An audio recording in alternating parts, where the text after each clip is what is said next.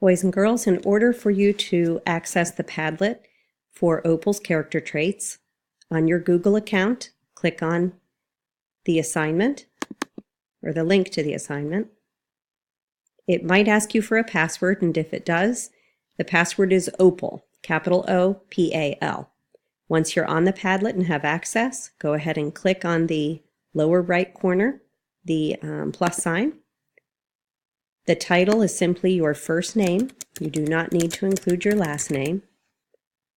Underneath that, I need for you to use a full sentence to identify a character trait that you would use to describe Opal.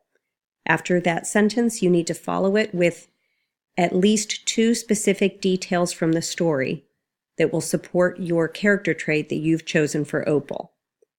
When you go to make your post, review other posts that other children have made, and use a character trait that no one else has used yet. Once you're finished, simply click outside of the box. If you need to edit your work, hover back over your post, click on the icon of the pencil. You may then edit or change your work. Once you're finished, click outside of the box. Do not edit or alter anyone else's post. Once you're finished, you can X out of Padlet.